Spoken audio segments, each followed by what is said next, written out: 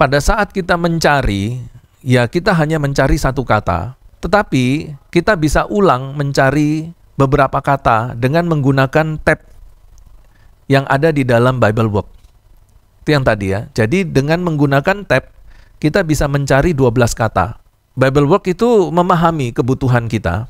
Jadi Biblework ingin membantu kita sehingga disiapkan 12 tab untuk pencarian 12 kata di konkordansi.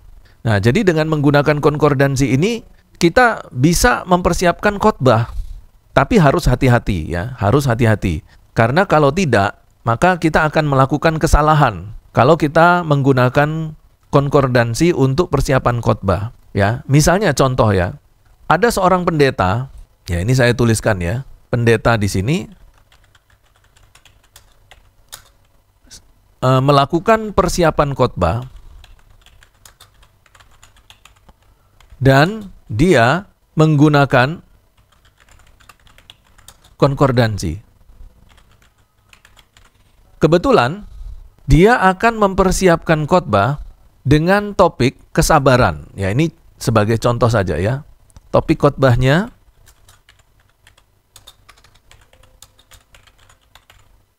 tentang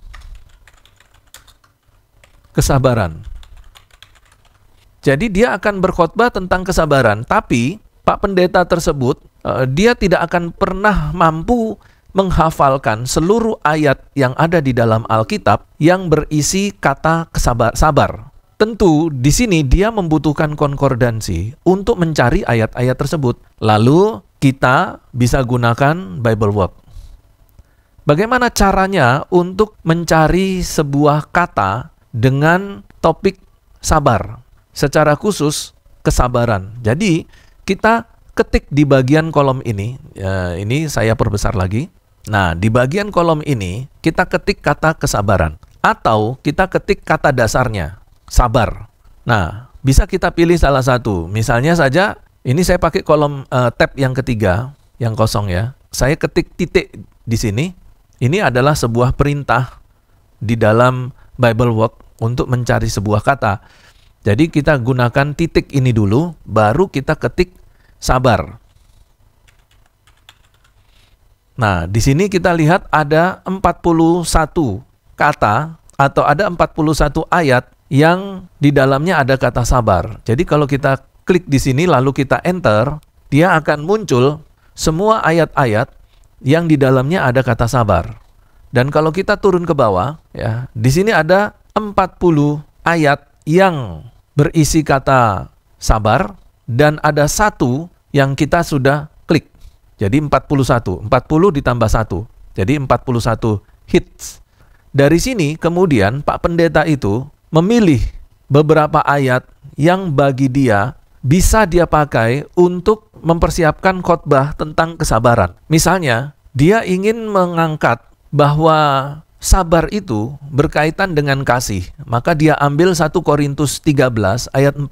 Nah, jadi di sini ini saya kasih sedikit cara ya, bagaimana mempersiapkan khotbah dengan konkordansi. Tapi harus berhati-hati ya, ini kebanyakan bisa salah ini. Nanti kita lihat di mana letak kesalahannya. Jadi di sini dia menuliskan sabar itu ada hubungannya berhubungan dengan kasih. Nah, ini terdapat di 1 Korintus tadi ya. Kita lihat di Biblework lagi. Ini 1 Korintus 13 ayat 4. Jadi kita ditulis ini 1 Korintus 13 ayat 4. Nah, kalau ini dia lakukan 10 kali, berarti dia sudah mendapatkan 10 ayat yang nanti dia akan pakai di dalam khotbahnya. Sabar berhubungan dengan kasih. Kemudian dia baca lagi, dia cari lagi di konkordansi. Sabar itu selalu dikaitkan dengan ketekunan, misalnya gitu ya. Dalam Kolose 1 ayat 11. Ya. Dalam Kolose 1 ayat 11, dan dikuatkan dengan segala kekuatan oleh kuasa kemuliaannya untuk menanggung segala sesuatu dengan tekun dan sabar. Oh, berarti sabar itu selalu dikaitkan dengan ketekunan. Jadi, orang yang tekun itu pasti sabar. orang yang sabar itu pasti tekun. Jadi di sini dia tulis lagi, ya, tulis lagi, sabar berhubungan dengan ketekunan. Dalam Kolose tadi ya, Kolose 1 ayat 11. Ya, dalam Kolose 1 ayat 11. Bayangkan saja kalau dia mencari 10 ayat, berarti dia akan mengkhotbahkan 10 ayat yang tersebar di dalam Alkitab.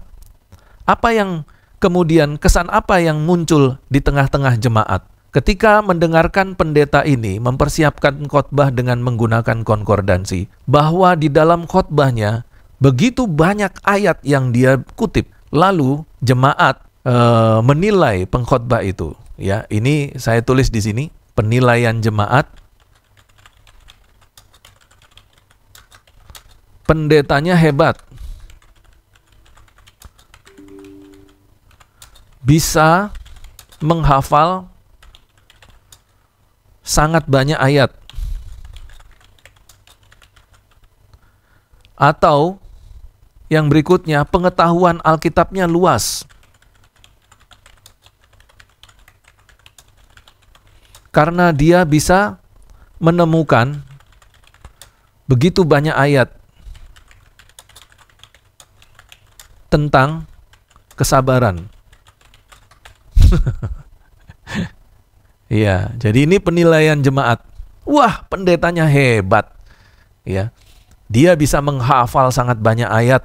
Lihat itu khotbahnya, berisi banyak sekali ayat. Pengetahuan Alkitabnya luas. Kok bisa ya dia bisa menemukan begitu banyak ayat tentang kesabaran, mulai dari seluruh Alkitab, mulai dari kitab Kejadian sampai kitab Wahyu. Wah, keren Pak Pendeta ini. Mereka nggak tahu Pak Pendeta ini pakai konkordansi. Itulah cara, ya, bagaimana menggunakan konkordansi untuk menyusun sebuah khotbah topikal. Jadi biasanya khotbah-khotbah jenis topikal itu banyak menggunakan konkordansi untuk persiapannya. Nah, di papan tulis ini kita mengambil sebuah contoh yang diambil dari 1 Petrus 5 ayat 2. Gembalakanlah kawanan domba Allah yang ada padamu. Jangan dengan paksa, tetapi dengan sukarela, sesuai dengan kehendak Allah, dan jangan karena mau mencari keuntungan, tetapi dengan pengabdian diri. Di 1 Petrus 5 ayat 2, saya akan memakai kata sukarela untuk diteliti dengan menggunakan konkordansi. Ini ya, kata ini ya, tetapi dengan sukarela, sesuai dengan kehendak Allah. Nah, saya memilih kata sukarela untuk penyelidikan menggunakan konkordansi. Kemudian saya ketik atau saya tulis di bagian ini kata sukarela. Kata sukarela menurut bahasa Yunani itu ditulis dengan kata Yunani ekousios. Ini kata sukarela ya, ditulis dalam tulisan ekousios. Orang dapat mencoba atau kita dapat menemukan arti dari kata sukarela ini dari berbagai sumber. Dengan membaca Alkitab bahasa Indonesia, lalu merenungkannya, ya kita bisa punya gambaran apa maksud sukarela itu. Atau kadang-kadang atau sering juga pengkhotbah itu menggunakan kamus besar bahasa Indonesia untuk mencari pengertian sukarela. Lalu ada juga yang membandingkan dengan beberapa bahasa lain untuk menemukan arti kata sukarela. Misalnya dibandingkan dengan bahasa Inggris, terus kemudian dibandingkan dengan bahasa suku. Nah, dia bisa memahami atau mengetahui pengertian dari sukarela ini. Ada juga yang menggunakan diksionari Alkitab ya, diksionari teologi. Ada juga yang menggunakan konkordansi. Nah, jadi ketika kita menggunakan konkordansi untuk mencari kata sukarela, maka yang pertama harus kita lakukan adalah menemukan semua kata yang berisi kata sukarela. Seperti yang tadi sudah saya contohkan, mencari deretan ayat-ayat tersebut dengan menggunakan BibleWorks. Nah, ketika kita menggunakan konkordansi, yang harus kita perhatikan adalah bahwa kata sukarela ini bisa tertulis dalam bahasa Indonesia dan juga bisa tertulis dalam bahasa Yunani.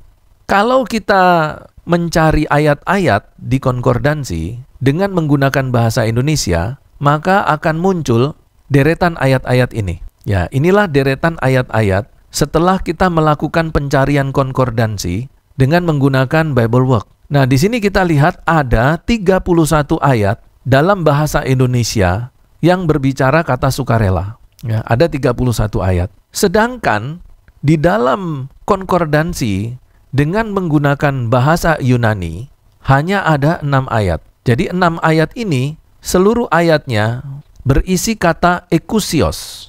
Di sini kita bisa lihat perbedaan. Kalau kita menggunakan konkordansi bahasa Indonesia, itu ada 31 ayat.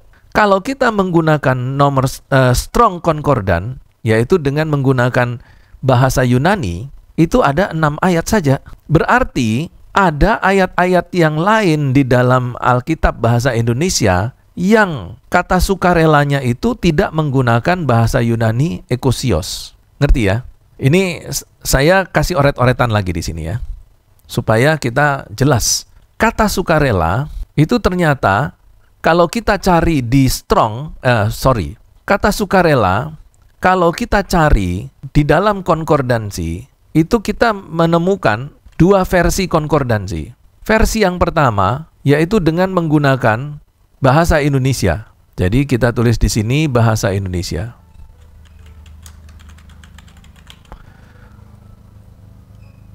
Lalu yang kedua, kita mencari konkordansi dengan menggunakan konkordansi dalam bahasa Yunani. Oke. Nah, di sini kita lihat, ini saya kasih anak panah dulu. Iya. Nah, ketika kita mencari kata sukarela di dalam bahasa Indonesia, kita menemukan ada 31 ayat. 31 ayat. Ya, ada 31 ayat. Sedangkan kalau kita menggunakan bahasa Yunani yang berarti sukarela, di dalam konkordansi kita hanya temukan hanya 6 ayat saja. Nah, sekarang dari 31 ayat ternyata hanya ada 6 ayat dalam bahasa Yunani yang berarti sukarela. Berarti di sini masih ada berapa ayat? 25 ayat dengan menggunakan bahasa Yunani yang lain.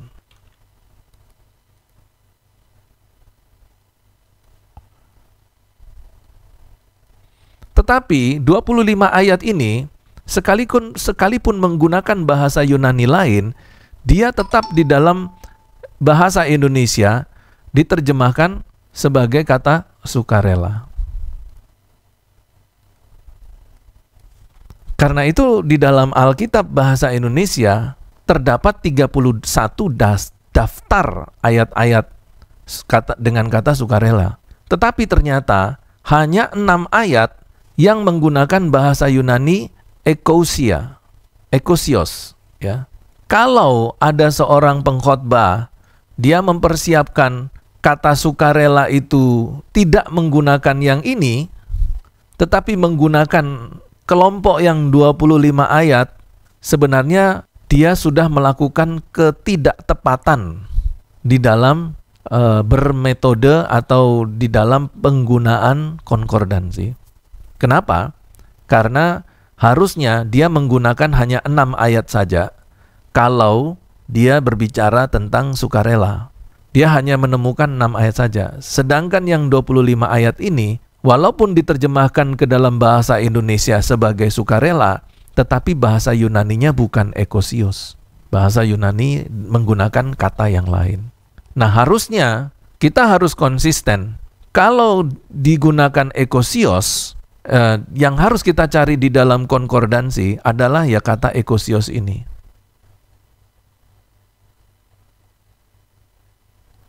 Ya. Baru apa yang kita lakukan itu tepat dan benar. Nah, jadi sekarang kita lihat di sini bahwa ternyata ada 31 ayat kata sukarela dalam bahasa Indonesia, tetapi hanya 6 ayat saja yang sesuai dengan 1 Petrus 5 ayat 2. Jadi kata sukarela yang sesuai yang dimaksudkan 1 Petrus 5 ayat 2 hanya 6 saja. Tetapi Alkitab bahasa Indonesia menggolongkannya menjadi 31. Dari 31 ini, kemudian para hamba Tuhan melakukan proses pengklasifikasian. Nah, dari pengklasifikasian ayat ini, nanti mereka akan pakai untuk melakukan pelayanan-pelayanan.